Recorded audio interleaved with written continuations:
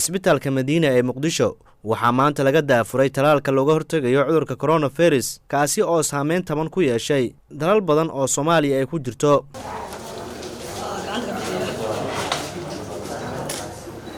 halkan waxaa lagu talaalay oo markaasi qaatay cirbadda talaalka taliyaha ciidanka booliska Soomaaliya Jenaraal Cabdi Xijaar iyo taliye xigeenkiisa Kaniif waxaana bilow ay u noqdeen in isbitaalka Madiina iyaga lagu daafuro iyadoo intaa kadib talaalka ay sii qaadan doonaan shaqaalaha ka howlgala isbitaalka. agaasimaha isbitaalka Madiina ayaa ka waramaya ujeedka talaalka loo keenay isbitaalka iyo faa'iidada talaalka uu bulshada Soomaaliyeed u leeyahay.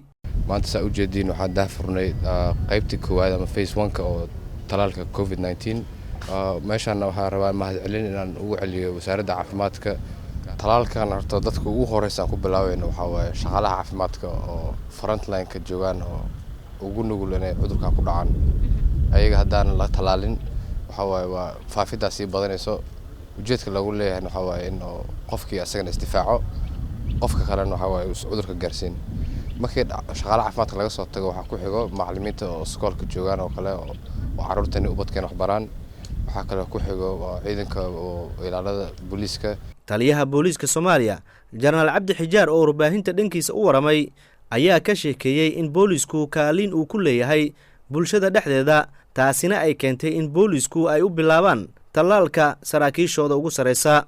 maanta oo taariikhdu tahay 24 bisha Maarso 2021 waxa aanu ka daafurnay isbitaalka Madiina oo u khidmeeya guud ahaan ummadda Soomaaliyeed gaar ahaan ciidanka booliska talaalkii COVID-19 oo soo gaaray dalkeena dhawaan qaybta ay ku lahaayeen ciidanka booliska Soomaaliyeed oo iyagu ka mid ah dadka loogu horumarinayo oo ku xigaya caafimaadka iyo booliska iyo wareeyaasha iyo media dadka shaqeeya oo iyagu dadka inta mataqaanaa la rabo in loo hormariyo si aan ugu daafurno oo aanu saraakiishan hoggaanka guud ee ciidanka booliska Soomaaliyeed xaruntiisa dhexe taliye xigeenka iyo agaasimaha caafimaadka iyo saraakiisha hoggaamada aanu maanta u bilownay inaanu anagu qaadanno talaalka si aanu waqti u siino ciidanka intiisa kale oo intii ay ka gaari karaan iyagoo loo kala hormarinayo. taliye Xijaar ayaa geesta kale wax laga weydiiyay dhaca taleefanada oo ku soo badanayay muddooyinkii dambe caasimadda oo ayaamahan ay naga soo gaarayaan ama aanu ku aragnay dad habeenkii iyo maalintii mararka qaarkood wadooyinka dadka ku dhacaya.